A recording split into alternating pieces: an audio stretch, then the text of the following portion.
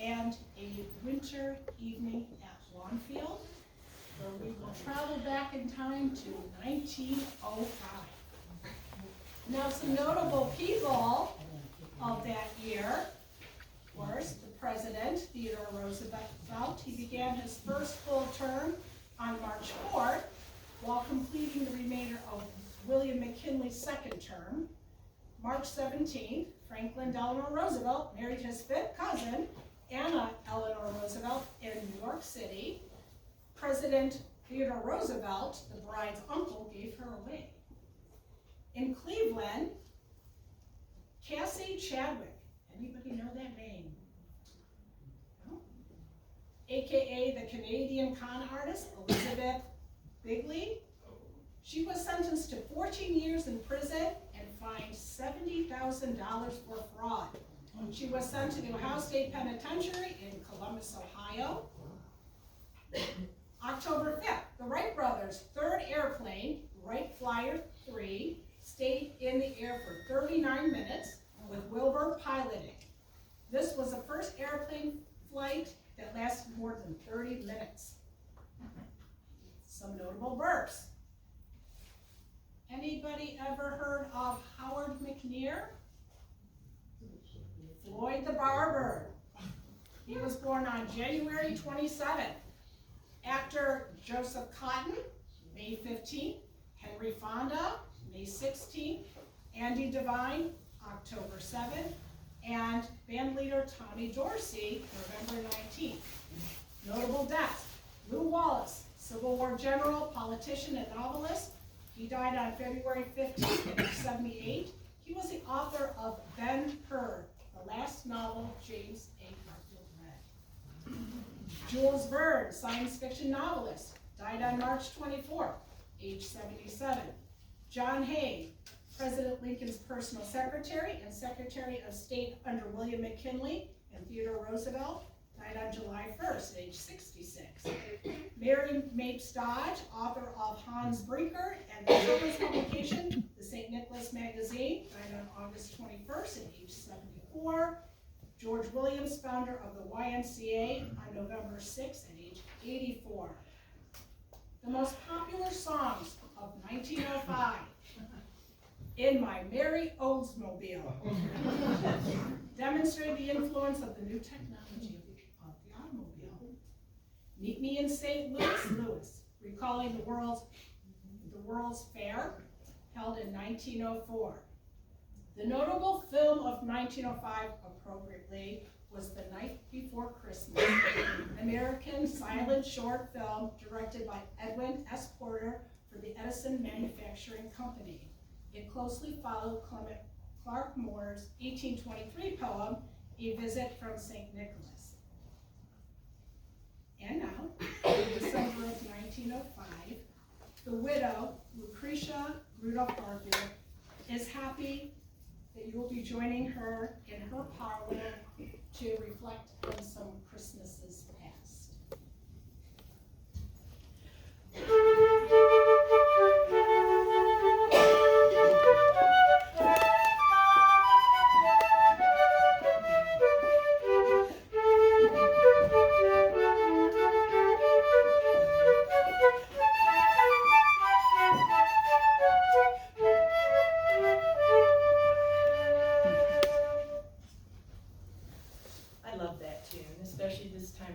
Thank you so much. I'm so pleased that you accepted my invitation to join me this winter evening at Lawnfield. My annual trip to Pasadena has been postponed a few weeks, but I've been fortunate that my daughter Molly has been staying with me since Thanksgiving, and she's helped pack my trunk for my trip west, as well as helping me prepare for the holidays.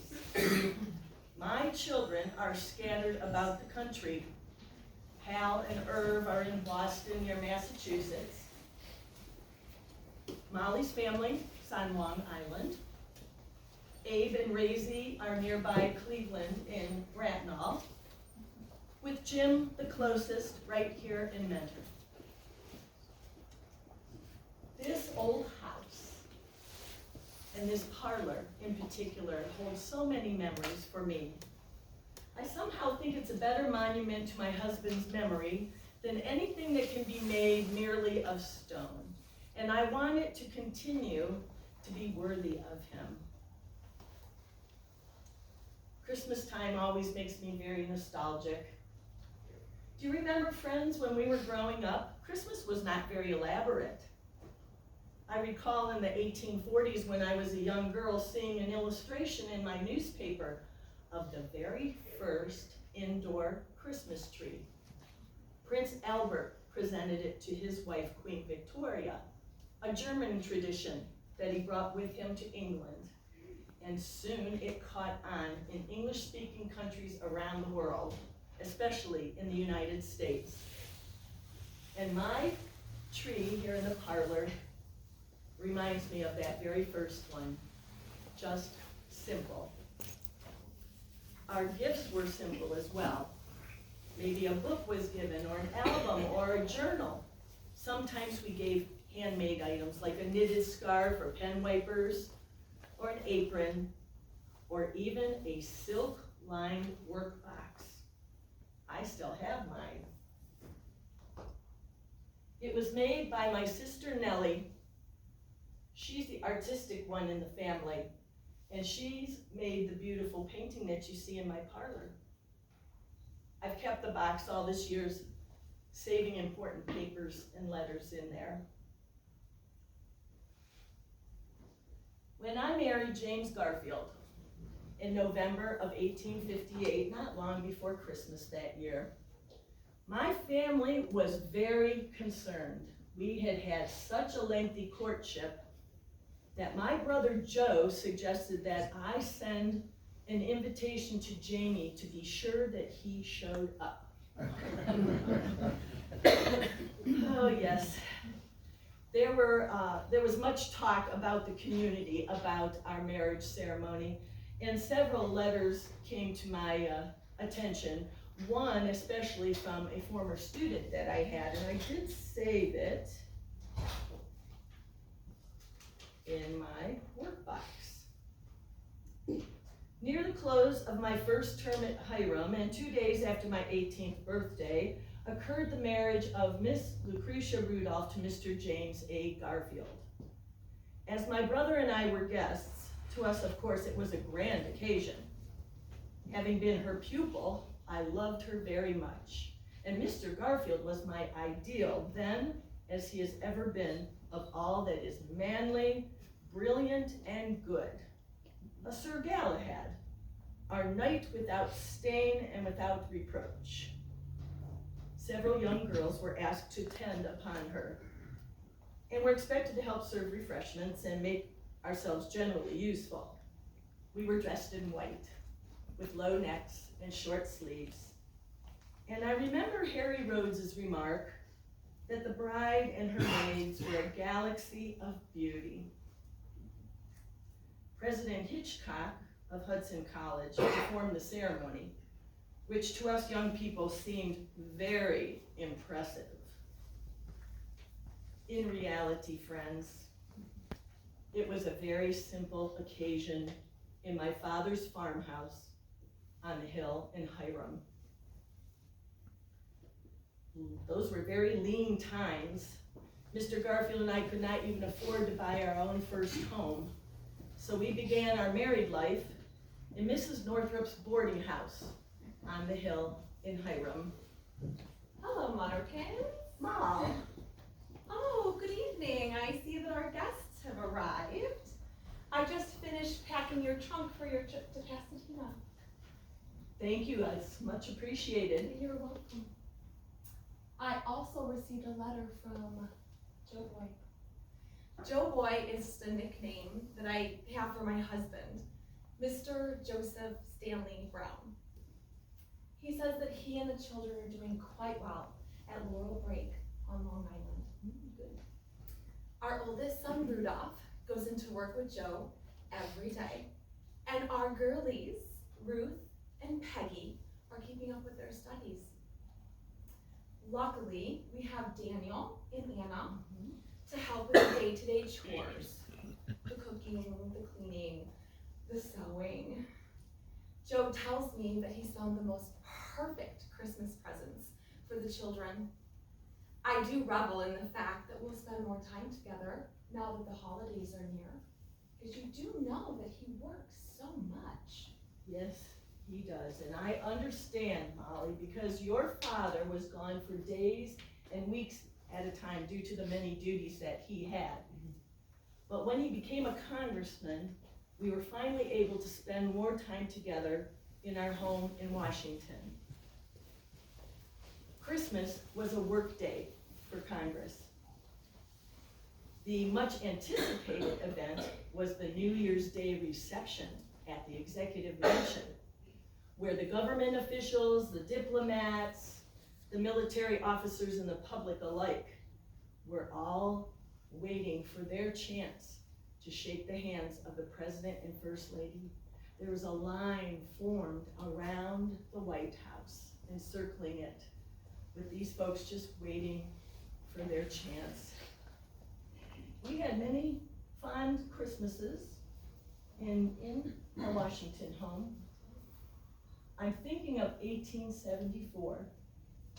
Our Christmas was brightened by the birth of our 7th child, Edward, who was born on December 26th. I took chloroform for the first time to assist me with that labor. Yes, ladies, just to dull the pain a little bit. And our Nettie arrived a little after 9 p.m. The next morning, the household was filled with surprise and delight. Except for me. I recall bursting into tears when I found out that I was to have another brother. I filled my diary with words of disappointment. But the moment I saw Nettie's face, it was impossible to stay disappointed for long. His sweet baby ways filled the house with such joy. So true. Sadly, he wasn't with us very long. Oh, indeed, Mother. That was a tremendous loss. Your papa was so distraught, but we had to go on for the sake of you other children. We had to find a way to bring laughter into our household once again. And fortunately, we had our Molly, merry as a cricket, our happy child most of the time, along with her 4 very boisterous brothers to fill that household. Those boys sometimes acted like little barbarians. It did. And poor Mal, 2 older brothers, 2 younger brothers, she was right in the middle, and consequently was very tomboyish. Do you remember Christmas of 1877 when you were 10 years old? Oh yes, that was my favorite. That was when Mama and Papa bought me this beautiful blue enamel locket. I still wear it today. And accompanied with the locket was a letter. I brought it with me to share with you this evening, if that's okay. Yes?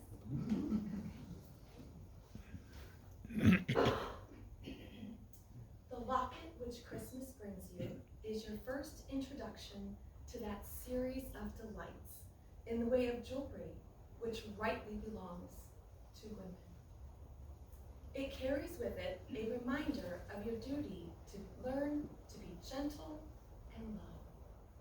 We ask you to begin with the sweet quality which Shakespeare attributes to noble women, a voice gentle and low.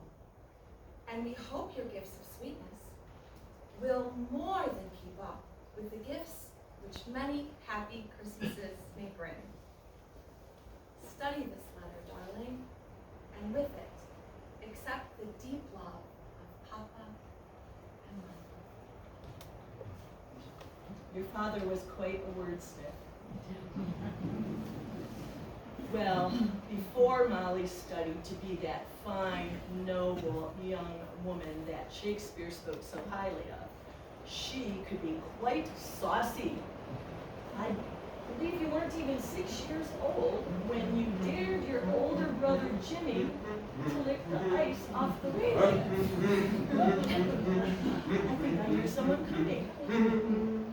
Season's greetings, Mother. Hello, sis. Hello, Jim. How are you this fine, cold winter's evening? Oh, Jim, what a lovely surprise. Mother, Helen asked me to bring you some holly from Hollycroft for the Christmas holidays. Here you are. We hope you like it. Well, it's certainly lovely. It will brighten this parlor ever so nicely.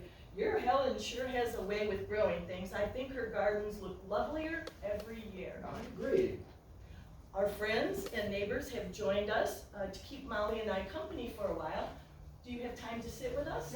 Yes, I do, as a matter of fact, and it's awfully nice of you to pay a call on my mother and my sister this evening. Thank you very much. Mother, that holly was just cut not an hour ago by the boys, and they enjoyed cutting it for their grandmama. Well, I appreciate that very much, Jim. Nice to see you. Yes, indeed. Mother, I believe I interrupted you. You were telling a story? Well, Molly and I were just about to regale our friends with the story about her dare. Oh, Molly's dare. It was Christmas Day, 1872. Molly and I and our older brother, Hal, had just been sledding at Franklin Park across the street from our home in Washington. We were coming back to the house and walking up the steps when Molly noticed that there was ice on the railing. She dared me to lick it. Well, I couldn't resist a dare, not at that age, and not at that time, and not for my sister. And so I began to lick that ice. And before I knew it, my tongue and my lips were stuck fast. How shall I free myself, I wondered? Well, I began to pull, and of course it hurt, so I stopped. Then I summoned up the courage and pulled again, and it hurt, and I stopped again. And this went on for several minutes, and finally, Brother Hal ran into the house for some help. Next thing we know, here comes Daniel Spriggs, our servant, with hot water and towels. But he was too late, for I had decided that I would remove myself from that railing. And with a muffled yell, I yanked myself away and left some of my skin on the railing. My lips were swollen for a week. I was so filled with remorse She was. that I did not leave his bedside. I would read to him, fluff his pillow. I still cannot believe you stuck your tongue. She was the perfect saucy sister.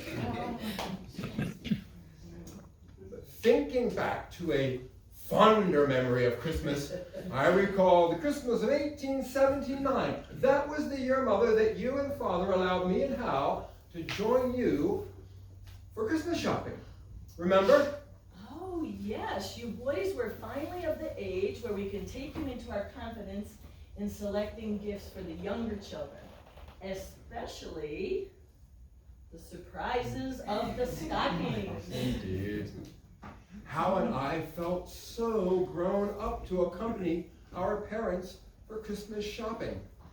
At some point during that shopping adventure, Mama and Hal went off in one direction. Father and I marched ourselves down to Sprancey's clothing store, where he bought me a new pair of shoes. He bought the little boys, Irvin and Abe, some rubber boots. I wish I could say I remember what he bought for you, Molly, but I don't. I don't remember what he bought for Hal either. But that was such a wonderful adventure for Hal and me. Hal and I were studying at St. Paul's School in New Hampshire at the time. That fall, we'd been there, and to get home for the Christmas holiday, it took many stops by train and boat. It took a long time to get back to Washington.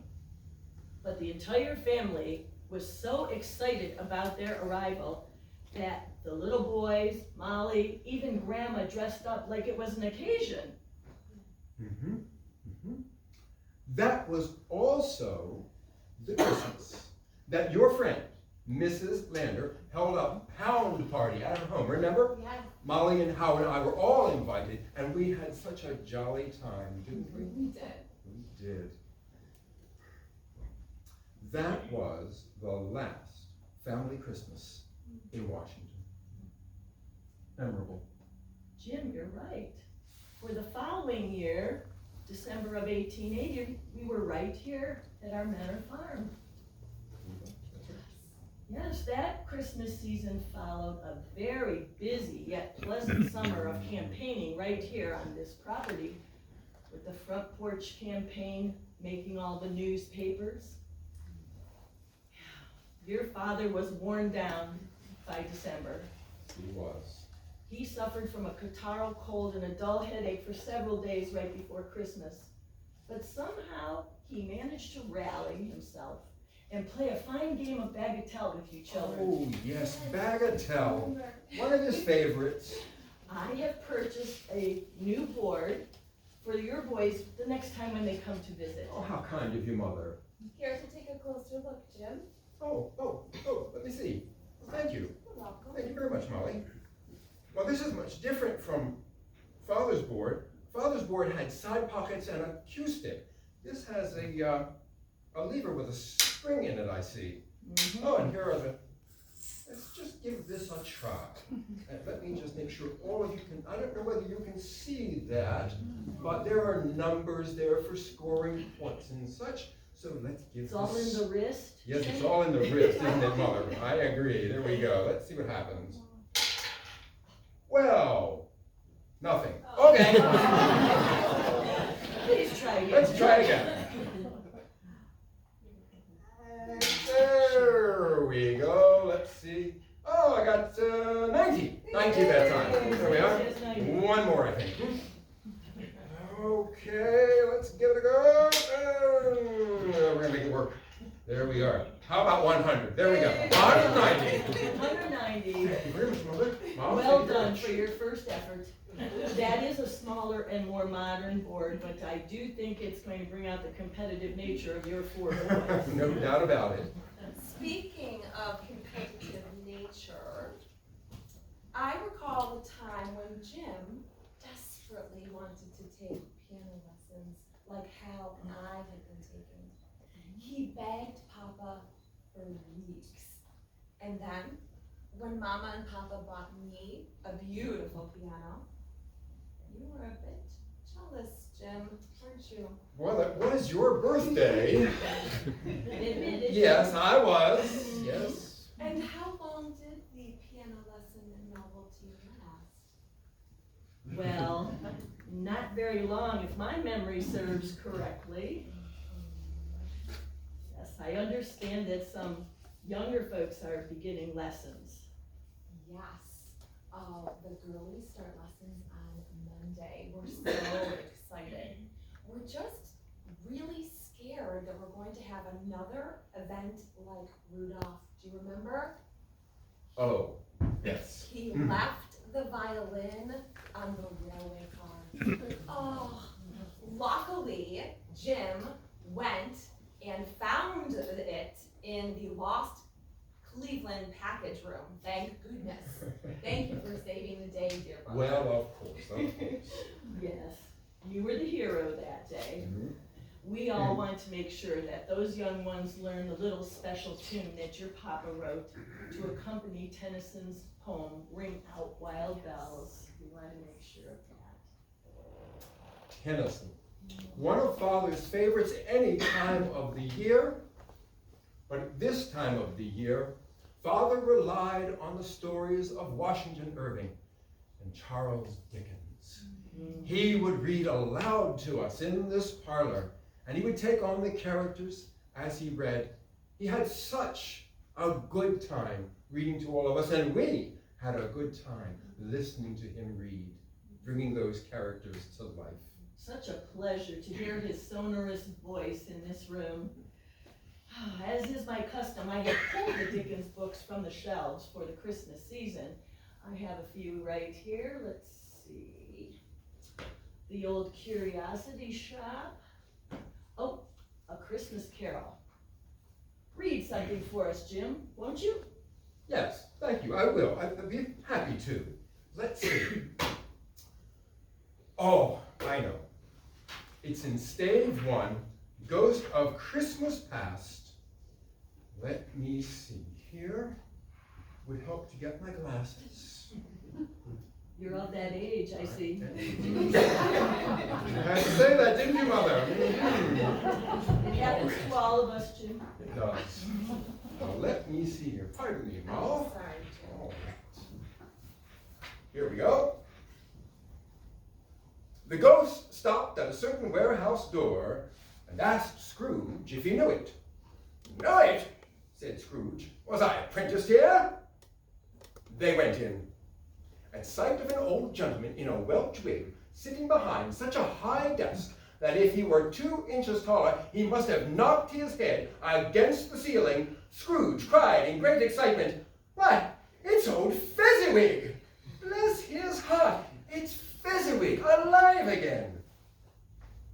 Old Fezziwig laid down his pen and looked up at the clock, which pointed to the hour of 7.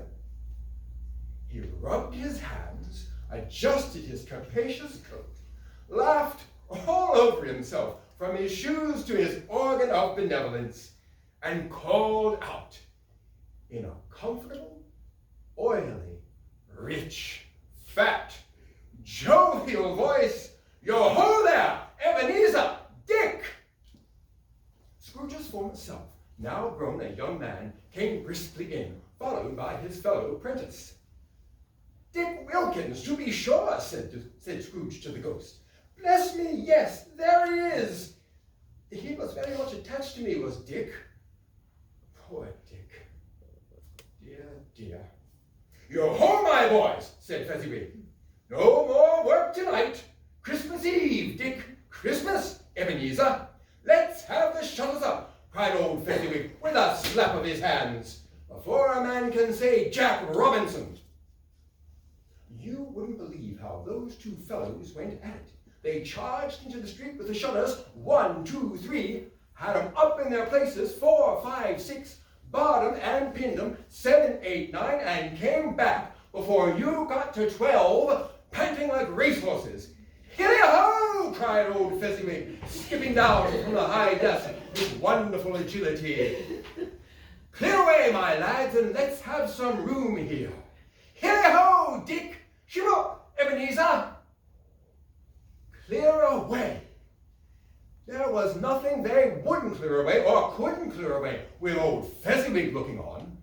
It was done in a minute. Every movable was packed off as if it were dismissed from public life forevermore. The floor was swept and watered. The lamps were trimmed. Fuel was heaped upon the fire, and the warehouse was as snug and warm and dry and bright a ballroom as you should desire to see upon a winter's night.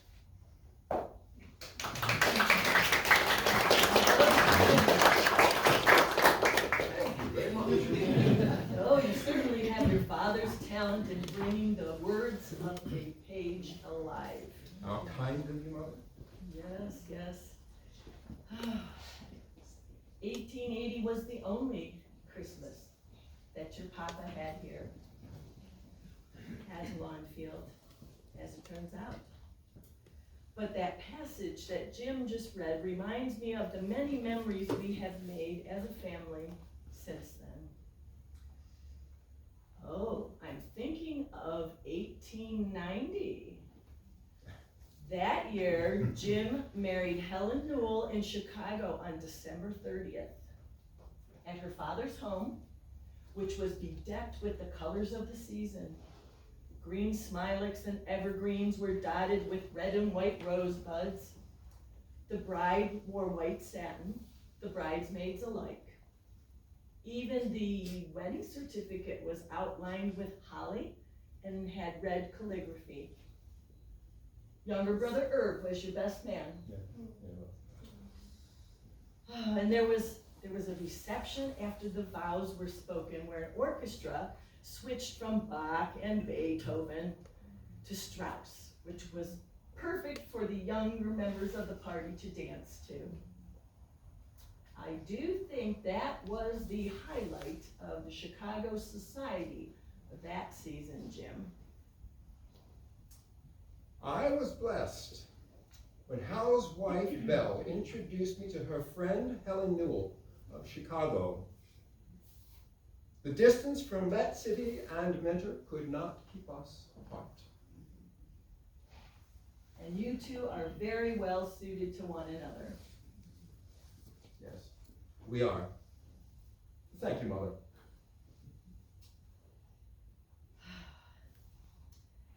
As you can see, friends, most of my children by the 1890s were married with homes and families beginning of their own. Well, except for Irv. Our old Dutch brig. He was the holdout. He didn't marry until he was 36. With all these various homes now, we decided to alternate where our Christmases were held. So the last large gathering here was held in 1898 in the Memorial Library. Yes. Do you remember Aunt Leday's school busily preparing for the Christmas performance? Oh, yes. All 10 of the grandchildren had a role. Even the little ones had a small part, while the older ones marched and sang. It was such a beautiful performance. The boys dressed as Rough Riders and the girls as Red Cross nurses, with the theme being suggested, the war with Spain. And when you think about the war with Spain and the Rough Riders, who comes to mind? Theodore Roosevelt, of course. I am very grateful to President Roosevelt for having in me the confidence that he has. He appointed me to the Civil Service Commission in 1902, and earlier this year, he invited me to be the Commissioner of Corporations. This is a new organization which has been created by Act of Congress to investigate the practices of major industries in our nation, the oil industry, the steel industry, the meatpacking industry. The work has been most interesting, and I believe that the results of the work that I and my fellow commissioners are doing will be of benefit to this country. And I applaud the President for creating this idea, not only within the administration, but also within the halls of Congress. President Roosevelt has been most kind to me and to my family. And I am thinking now, as I think back on Christmases past, of a letter that he wrote 3 years ago to my son Jimmy. Recall it, Mother? I do, and you gave it to me as a keepsake. It's in the box. I'm sure it is. Let's look. All the good letters are here. Let's see. Oh, yes. December 26, 1902. Well, there it is. Will you share it with us? I would be delighted to share this with you. Again, I need my glasses. Let's see here. The White House, December 26, 1902. Master James A. Garfield II. Jimmykins. Among all the presents I got, I don't think there was one that I appreciated more than yours. For I was brought up to admire your grandfather, and I have a very great fondness and esteem for your father. It always seems to me as if you children are being raised the same way mine are. Yesterday, Archie got among his presents a pair of riding boots from his mother. He has gone off today in the riding boots, very happy in riding on the calico pony Algonquin, the one you rode the other day. And then there's more about his family Christmas. Give my love to your father and your mother. Faithfully yours, Theodore Roosevelt. How How kind and generous of the president to take time out of his busy schedule to write to your Jimmy.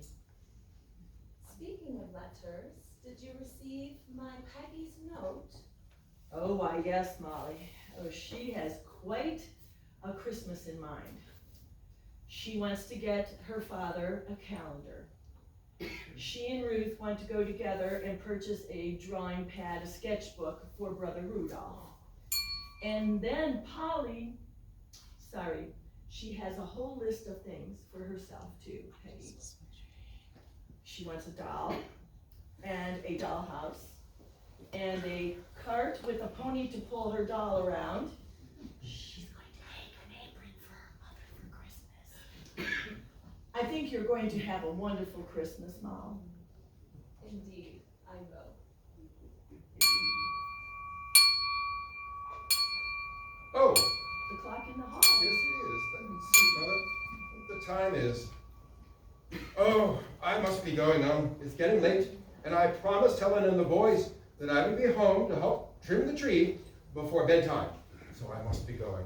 But I've had a wonderful time reminiscing with you and all of you as well. Thank you very much, Mother. Well, I understand, Jim. You know how it is with those boys and being excited and anticipating Christmas. Indeed, they are. Please give my love to Helen and those 4 rambunctious sons of yours. I will, Mother. Good night, Mal. Good night, Jim. Good night, everyone. Good night, Mothers. Good night, Jim. Now my thoughts are turning to warmer climate in Pasadena. Your Uncle Joe has already left. He says he wants to hike through the Grand Canyon on his way to meet Aunt Lede and me in South Pasadena. I worry about him so. He's far too adventurous. But I know that some of you ladies will be joining me on the train west, and soon we'll be surrounded by orange groves and palm trees. And ostrich farms. Oh, Mother, how I do enjoy our time together. I know the girlies join me in wishing you all good things to come. You, who deserve more than anything your children could ever give to you. Try as we may. Oh, wow. As I wrote to your brother Irv, you are all the dearest people in the world to me. My 5 children have been a continual joy and inspiration to me. And with the memory of my dear husband and our little ones, I've had a remarkable life. For does not life grow richer as the years go on? Even our losses lead us into nobler thoughts and wider fields. But let's end on a happy note. Yes. Would you all join me in singing a rousing verse of a traditional Christmas carol, Jingle Bells, before we all depart?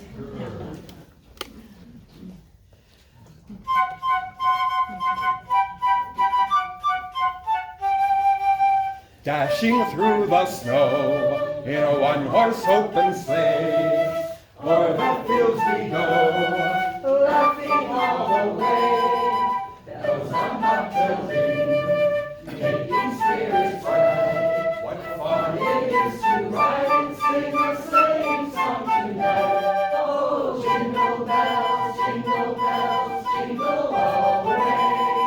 Oh, what fun it is to ride in a one-horse open sleigh. Hey, jingle bells, jingle all the way. Oh, what fun it is to ride in a one-horse open sleigh.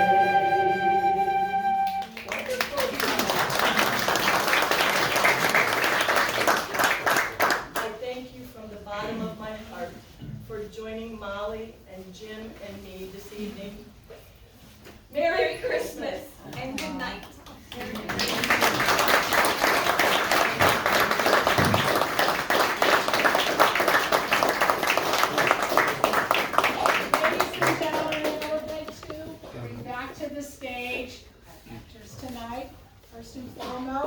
Debbie Weinkammer as Lucretia Rudolph Garfield.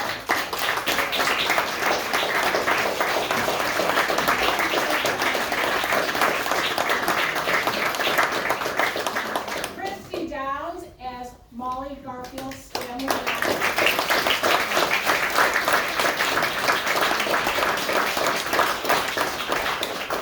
And Ellen Gephardt as James Rudolph Garfield.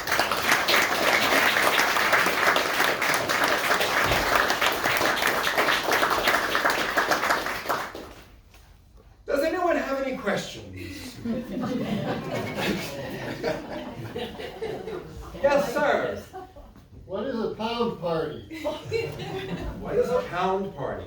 A pound party was oftentimes given when perhaps a new minister arrived into the community, and the community would then gather things weighing a pound of nuts, a pound of raisins, a pound of flour, sugar, what have you, and present that to the minister as a way of welcoming him to the community. This might also be done as a charitable event for someone who needed help in the community. So a pound party was a way to assist others by offering pounds of, again, coffee, sugar, what have you, to give to that person it was intended for. Anyone here at the pound party before tonight? Good. Yes, someone else had a hand up. Who was Daniel Spriggs? Ooh. Who was Daniel Spriggs? Daniel Spriggs was one of the Garfield's servants. He was African American, and he was with President Garfield when President Garfield died on September 19th, 1881. But he had a long history with the family, and as Molly mentioned, he continued to serve the family, served Molly's family in later years. So the connection remained. He also corresponded with some of the children in later years. Other questions? Yes, ma'am. How long did each of you live?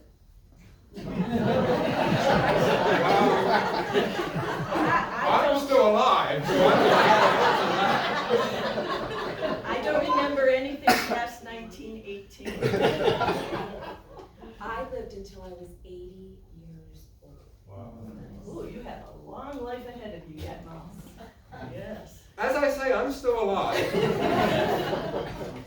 But I've always thought that, it would be good to live, until I was maybe 84. I was born in 1865, so let's see. That would mean 1950. But of course that hasn't come yet, so we'll see. Claire. You did talk about Theodore Roosevelt. Did he ever visit either you or Lucretia? Yes, well, Theodore Roosevelt became quite connected to our family through several generations, because when I built my house in Pasadena, Theodore Roosevelt came out on a political trip and made sure to stop in for tea while he was there. And Theodore Roosevelt also came to my home, Hollycroft, just down the street, when he played tennis on my tennis courts. And of course, Theodore Roosevelt, as president, would lead his cabinet officers and other members of his administration to hikes in Rock Creek Park, outside of Washington. And that was his way of testing our mettle to see if we could keep up with him. But President Roosevelt and I have had a long association.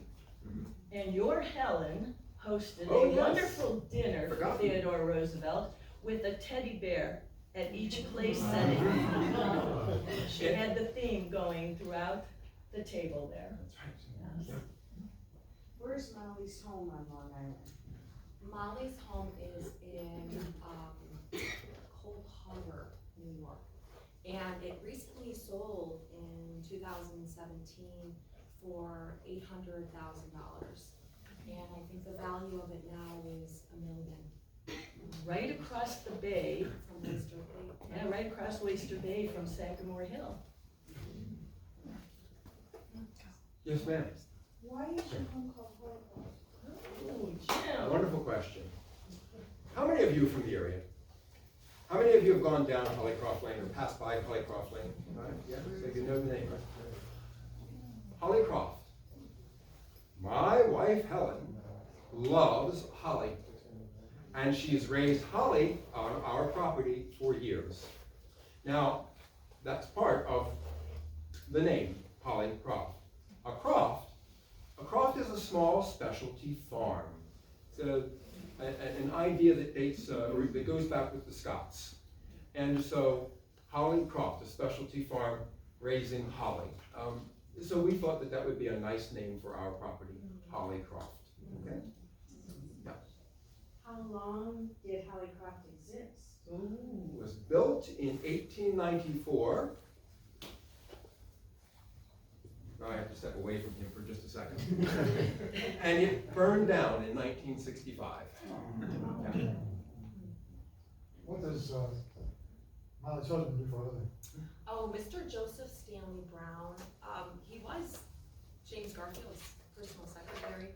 He went on to be a geologist, and he was a banker, and he worked for the Union Pacific Railroad as well. Quite an accomplished young man. Yes. He was very clever and took shorthand back when others did not, so he made himself very valuable as a secretary in Washington. Any other questions? Printed or not? You can have your own question. How long did the family live at Lawnfield? Oh, yes, well, I'm told that my brother Joe was the last one to live here. He passed in 1934. It's amazing how we know that, but we do. The family was here for 60 years or so. And Joe was the last one here. And 2 children plus their 3 siblings had to make a decision on what to do with the house and the property. And it was the Depression. Again, I'll step out of Lucretia's dress for just a second here, her role. And it was going to be time to fix up a couple 100-year-old house and pay taxes and things, and they talked about just tearing it down and putting a marker out front. But luckily, these fine folks met several times, and Jim, who lived the nearest and was quite sentimental about this property, suggested that it be donated to the Western Reserve Historical Society in Cleveland and opened as a museum to their parents. So it went right from family home in 1934 to opening as a museum in 1936, and then the Park Service comes in 1980 and purchases the property and the buildings and continues to take care of everything ever since and host you for tours and take care of all the artifacts in the home as well. Over 80% is original. Yes, sir. How did you get back and forth between Menor, Ohio and Pasadena? Oh, good question. Back then. Yes, well, you know that wonderful invention, the railroads This and the one right trains? over here. Mm-hmm, yes.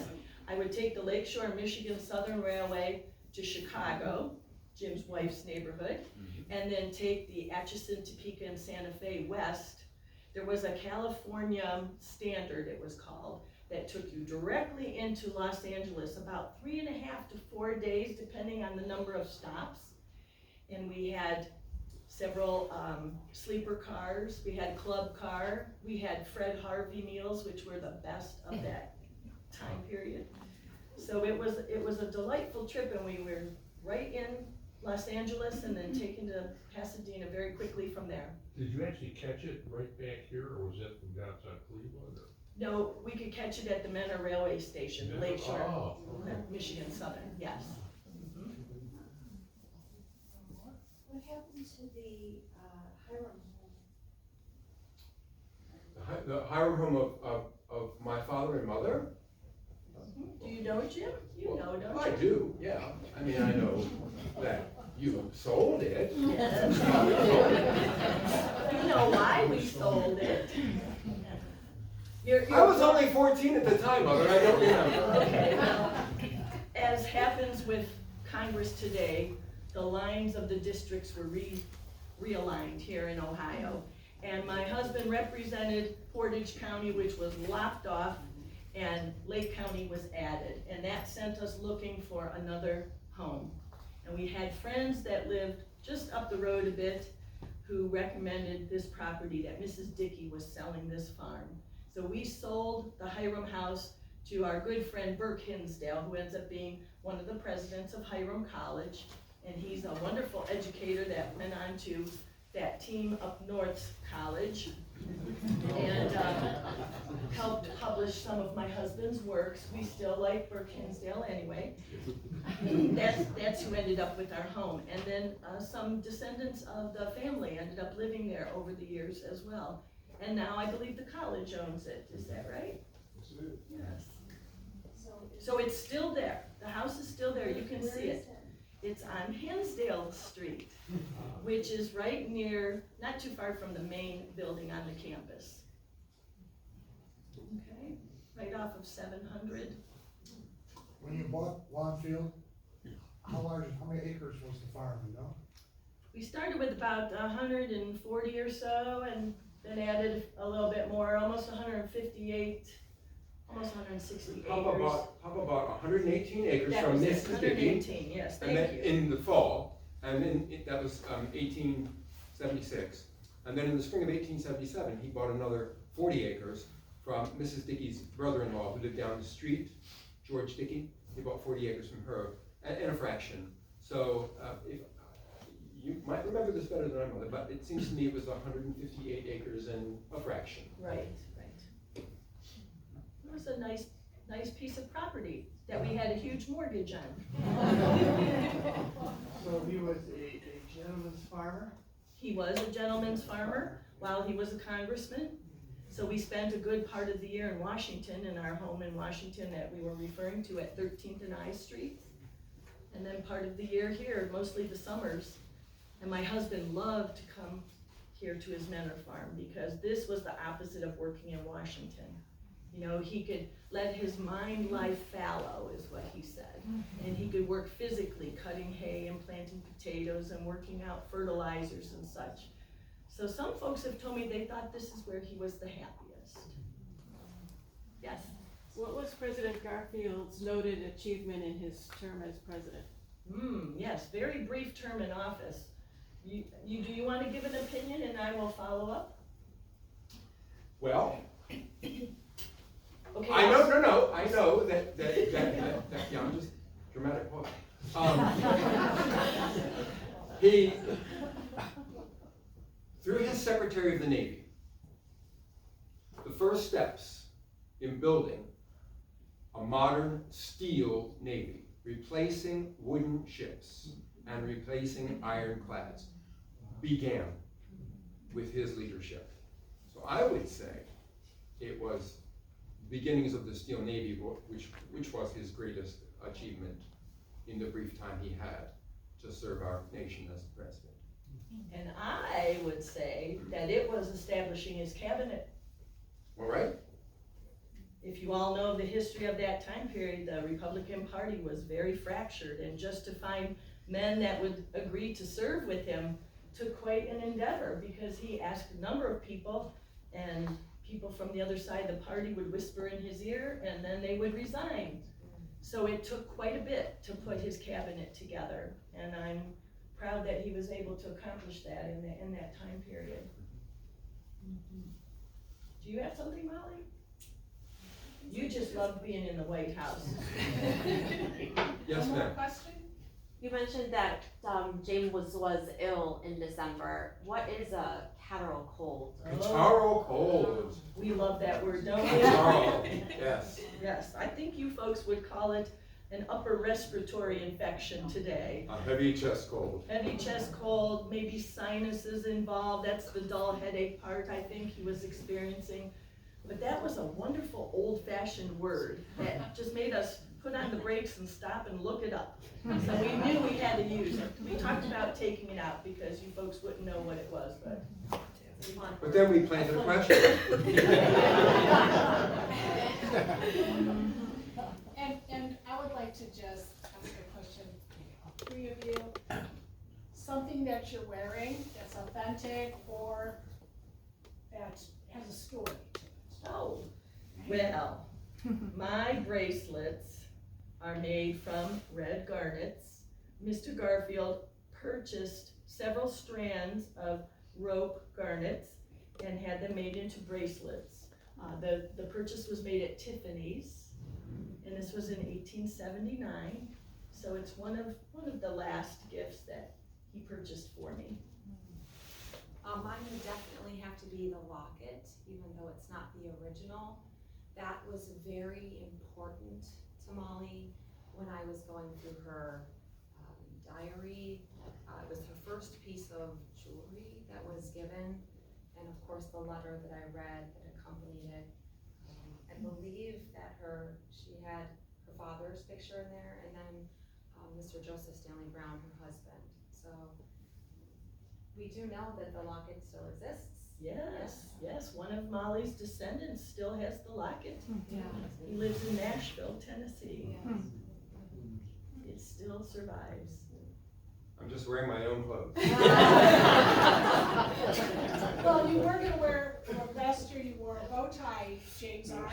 So is there significance with the bow tie and your family and your descendants, the bow tie? Oh, the bow tie, yeah. A lot of descendants like wearing bow ties, don't you? Yeah, that's right. So, I wore a bow tie last year, but this year I went with a necktie. Yeah, yeah. So yeah, that's kind of a trademark with a number of the living Garfields. You see them in their ring bow ties, so I like that. So. This question for Lucretia, but all three actually. How long have you been interested in doing this? How much studying did it take to step into these characters? And what was the driving force? Well, I started learning about the Garfields in 1998, and the story just captured me. It's a wonderful family. There's something for everybody in the story. You don't have to make anything up. You have war and romance and politics and local history. And a few years back, I started a one-woman show about Lucretia, speaking about family traditions, because we often run across them in Garfield's diary. He kept note of the various ways they spent Christmases. And then Ranger Allen made several trips to the Library of Congress and found letters that were shared between Lucretia and her children in December around Christmas time. They gave us some more clues about things that happened. And then Molly, Christy, went to the Western Reserve Historical Society and researched Molly's diary and letters between her and her children, and it just seemed like there were so many wonderful little gems that we could pull together to share with people, because most of us never had heard some of those before, but we want to share them with all of you, so you can see they were real people, it was a real family, and we want you to understand that it's pretty amazing to have this still in our town here in Menor after all these years, right, that we have quite a legacy here. So we started on this during the summer, but then got serious in October and November to work on this particular script. You want to talk about that? Sure, yeah, my journey actually began last summer when I was picked to be a ranger teacher. I teach at Willoughby Middle School, 8th grade social studies, never a dull moment. And I brought my kiddos here for a field trip, but I had been here previously and just fallen in love with the house, and I just didn't realize what was about to unfold when I was selected. They asked me to create a first-person interpretation of Molly Garfield, and I just spent the summer immersed in her diaries and just fell in love with who she was and who the family was. And then I created a virtual escape room, a lesson plan that's actually, I think, going global, last I heard, Ranger Allison said. And I created videos that told my story that actually was recorded in some of the rooms in the house. And then there's a lesson that goes with it. After that, I guess I should have said way before, Debbie and Alan had been teaching me so much that they invited me to participate in this year's winter evening performance, and it's just a blessing to be part of this and to learn from them. But that's a little bit of my story. That's it. So the person in the family right now that I'm most captivated by is James R. Garfield. He was just, I think, a really amazing human being. I almost don't like to use that word because it's overused. But just a couple of things about James are, as an adult. He's the primary force behind the creation of the Mentor Public Library that we all use here in Mentor. He and his wife Helen were primary factors in the creation of what is the Cleveland Hearing and Speech Association. Can you explain why? Because his wife Helen began to become deaf in her 40s. So she was probably the primary of the two, but then he also was involved with the effort. And after her death in 1930, he continued to be involved, I think, as chairman of the board of what is now the Cleveland Hearing and Speech Association. And then he was also the chairman of the board of what is now Lake Erie College.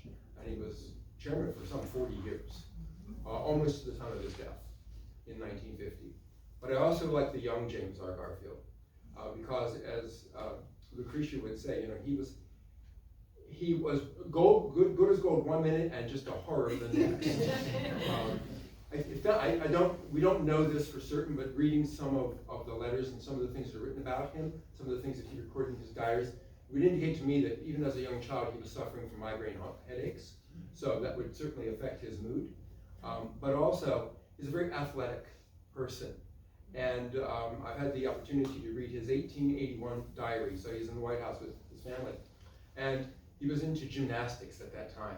So there are several occasions in his diary where he talks about gathering all the mattresses from the beds in the house and putting them out in the east room of the White House. And he and his friend Don would practice their gymnastics in the east room or the red room. And then he also swam in some of the fountains in the White House. So he's just somebody who's just after my own heart. I just really like James R. Garfield a lot. So, yeah. So that's why I'm here. Any other questions? Why was the president assassinated? Oh boy. Okay. Why was the president assassinated? That's a couple hour Yeah. right there. That's a whole other presentation. Yes. Do you want to? Well, the quick way to explain it is that my husband was moving towards civil service reform. The man who shot him didn't want that to happen and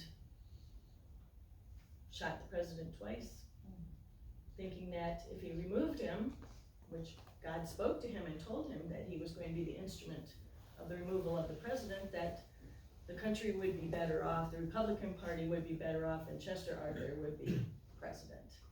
So just a real quick word about civil service reform. Basically, how federal employees were hired. And so the idea was to get away from politicians, going to a politician, member of Congress, or the president, and saying, I want this job, and here's why I want this job, and will you give me the job? Whether you're qualified or not. Whether you're qualified or not, and setting up a system whereby there are standards for jobs, there's some kind of proven educational background, or more important, experiential background. So that was the idea. And so Father was in favor of that. And this man, Charles Guiteau, wanted a job for which he was not qualified. And he shot. Yes. Too bad we had to end on a sad note to what was really a cheerful program. Didn't you see the bat? So we really have to give Christy, who has amazing composure there. I saw the little dog. Didn't miss a beat. And it went back to the flutes,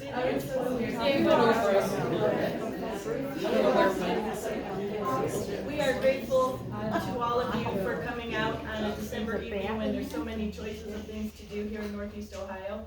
And so pleased that our flutist and our pianist were here to bring us.